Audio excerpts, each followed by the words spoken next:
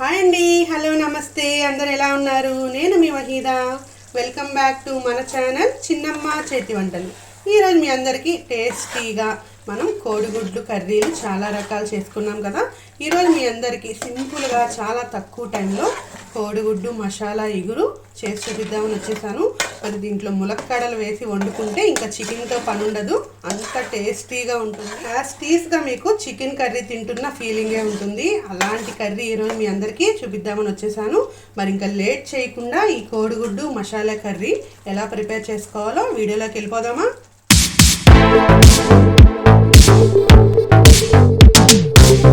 ముందుగా స్టవ్ వెలిగించి ఒక వెడల్పు గిన్నె పెట్టుకొని ఒక 50 గ్రాముల ఆయిల్ వేసేసుకోండి. మనం చేస్తుంది మసాలా కర్రీ కాబట్టి కొంచెం ఆయిల్ ఎక్కువే పడుతుంది. ఒక 50 గ్రాముల ఆయిల్ వేసుకొని ఆయిల్ కొంచెం హీట్ ఎక్కనిద్దాం. ఇప్పుడు ఆయిల్ హీట్ ఎక్కిందో లేదో చూసుకొని పచ్చిమిర్చి వేసేసుకోండి. ఒక 3 పచ్చిమిర్చిని ఇలా ముక్కలు కట్ చేసుకొని చిన్న చిన్న ముక్కలుగా వేసుకోండి. అలాగే ఒక 3 పెద్ద ఉల్లిపాయలను తీసుకొని ఇలా చిన్న చిన్న ముక్కలు కట్ చేసుకొని వీటిని కూడా యాడ్ చేసేసుకోండి. ఈ మొత్తాన్ని కొంచెం ఫ్రై అవనిద్దాము. ఉల్లిపాయ కొంచెం ఫ్రై అవనిచ్చి ఒక టేబుల్ స్పూన్ అల్లం వెల్లుల్లి పేస్ట్ వేసేసుకోండి, సరిపోతుంది. మనం చేస్తుంది 8 గుడ్లు కాబట్టి కరెక్ట్గా సరిపోతుంది. ఇది కూడా కొంచెం ఫ్రై అవనిద్దాం. 2 నిమిషాలు అల్లం వెల్లుల్లి పేస్ట్ ఫ్రై అయిపోయింది కదా. ఇప్పుడు ఇందులో ములక్కాడ ముక్కలు ఒక 2 వేసేసుకోండి. ఇవి కూడా కొంచెం పచ్చివాసన పోయే వరకు ఆ ఆయిల్లో అల్లం పేస్ట్లో కొంచెం ఫ్రై చేసుకోండి. 2 నిమిషాల్లో మనకి ములక్కాయ కూడా కొంచెం ఫ్రై అయిపోయింది కదా. ఇప్పుడు ఇందులో టమాటా పేస్ట్ యాడ్ చేసేసుకుందాము. 4 టమాటాలను నేను పేస్ట్ పట్టుకున్నాను. ఇందులో ఏమేమి వేసానో మీకు తిప్పుతూ చెప్తాను. 4 టమాటాలు, కొంచెం ఒక గుప్పెడు పుదీనా వేసుకోండి. అలాగే చిన్న 2 ఇంచుల కొబ్బరి ముక్క, పచ్చి కొబ్బరి అయినా పర్లేదు, ఎండి కొబ్బరి అయినా పర్లేదు వేసుకోండి. ఒక చెక్క చిన్నది ముక్క, 2 లవంగాలు అవి వేసి దీన్ని మెత్తగా పేస్ట్ పట్టుకొని ఇలా వేసేసుకోండి. ఈ ములక్కాడ ముక్కల్లో కొంచెం సేపు ఈ ఆయిల్లో ఈ టమాటా పేస్ట్ని కూడా ఫ్రై అవనిద్దాము. టమాటా పేస్ట్ ఆయిల్లో ఫ్రై అవుతుంది కదా. ఇప్పుడు ఒక 1/2 టేబుల్ స్పూన్ పసుపు వేసేసుకోండి. అలాగే ఉప్పు మీ రుచికి సరిపడా వేసుకోండి. నేను 1 టేబుల్ స్పూన్ వేసి ఒక 1/2 టేబుల్ స్పూన్ వేస్తున్నాను. కావాలంటే చూసి యాడ్ చేసుకున్నాము. దీనికి ఏ చింతపండు పులుసుతో అవసరం లేదు, చక్కగా టమాటా పేస్ట్ వేసాం కదా, ఆ పులుపు సరిపోతుంది. ఇప్పుడు ఈ పేస్ట్ అంతా మనకి ఆయిల్ పైకి వచ్చేంత వరకు ఫ్రై అవ్వాలి. దీన్ని మూత పెట్టేసి కొంచెం సేపు ఫ్రై చేసుకుందాం. ఈలోపు కోడిగుడ్లు కూడా ఉడికించుకొని పొట్టు తీసి పక్కన పెట్టేసుకుందాము. 2 నిమిషాల తర్వాత చూద్దాం. ఒకసారి మూత తీసి చూసారా, టమాటా పేస్ట్ కూడా ఫ్రై అయిపోయింది, ఆయిల్ పైకి వచ్చేసింది కదా. ఇప్పుడు ఇందులో కోడిగుడ్లు యాడ్ చేసేసుకుందాము. ఉడికించి పక్కన పెట్టుకున్నాం కదా, వాటిని పొట్టు తీసి ఇప్పుడు ఇందులో యాడ్ చేసేద్దాము.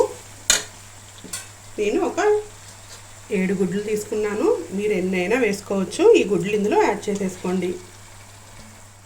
ఈ మొత్తాన్ని కూడా ఒకసారి కలిపి మూత పెట్టేద్దాము. గుడ్లు చక్కగా ఉప్పు ఆ మసాలా పట్టి కొంచెం ఫ్రై అవనిద్దాము. కారం వేయకండి, కారం ఇప్పుడే వేసేస్తే ములక్కాడ ముక్కలు మగ్గవు, అందుకని కొంచెం సేపు ఆయిల్లో మగ్గనివ్వండి.